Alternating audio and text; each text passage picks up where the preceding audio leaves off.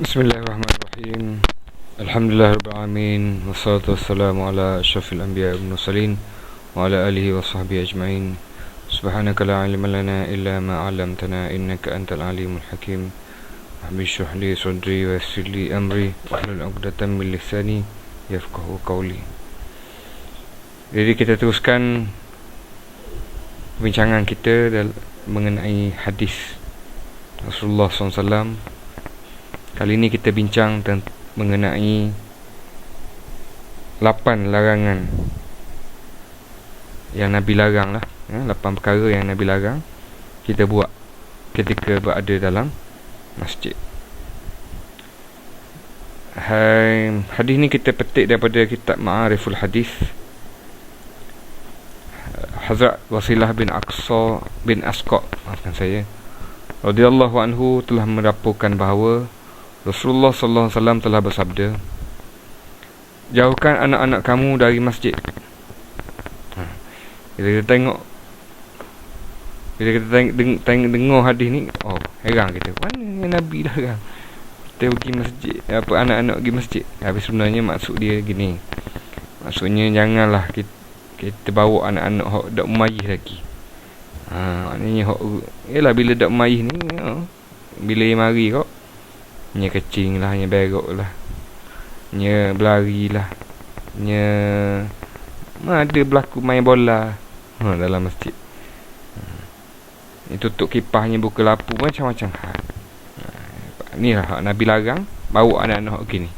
Adapun anak-anak hok maknanya kita tengok mana mayih lah, reti hok ni tak boleh, hok ni boleh, hok ni boleh, hok ni tak boleh. Ada boleh. Lepas tu Nabi larang juga kita biar orang gila masuk masjid. Nabi larang. Yang ketiga, Nabi kata jauhkan diri daripada berniaga dalam masjid. Niaga dalam masjid pun Nabi larang. Jadi maknanya kalau kita jumpa orang yang berniaga dalam masjid, kita pula doa, boleh doa supaya perniagaan yang dilakukan berlaku kerugian. Jadi malam ni ramai dah buat niaganya dalam masjid. Walaupun tak berniaga secara terang-terang, dia elang dia letak dekat tangga masjid. Itu adalah satu merupakan juga berniaga. Ataupun dia nak jadi kepada niaga lah, permulaan lah, elang dulu, lepas tu baru jadi niaga lah. Dan janganlah berbalah dan bertelingkah di dalam masjid.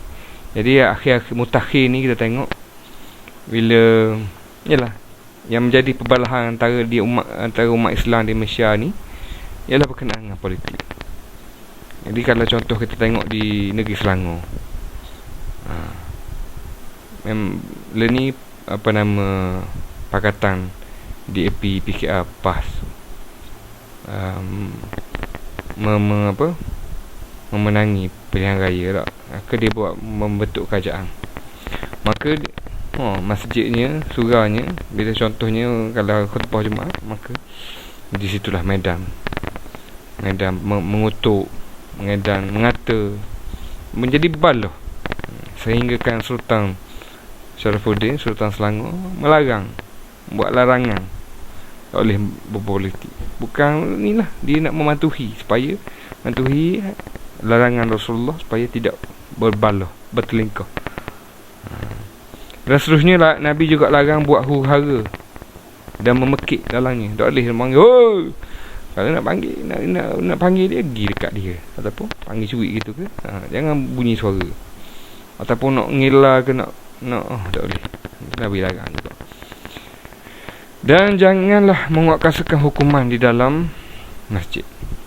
Kalau kita nak melaksanakan apa-apalah, undang-undang apa semua, contohnya nak buat laksana hudud ke, dia boleh buatlah dalam masjid. Dan janganlah menghunuskan senjata.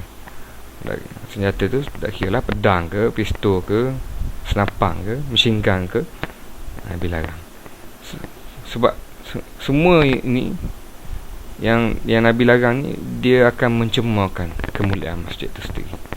Di hadis ni kita diriwayatkan oleh Ibnu Majah yang dipetik daripada kitab Ma'ariful Hadis.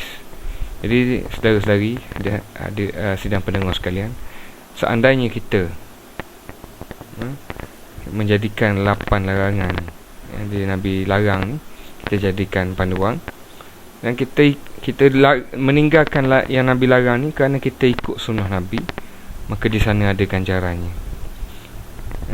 Bila kita ikut sunnah Nabi kata dalam sebuah hadis yang Nabi yang dikeluarkan oleh As-Sajzi daripada Anas radhiyallahu anhu, Nabi SAW pernah bersabda, barang siapa yang menghidupkan sunnahku, maka dia telah mengasihiku, dan barang siapa yang mengasihiku, dia akan bersamaku di syurga kelak.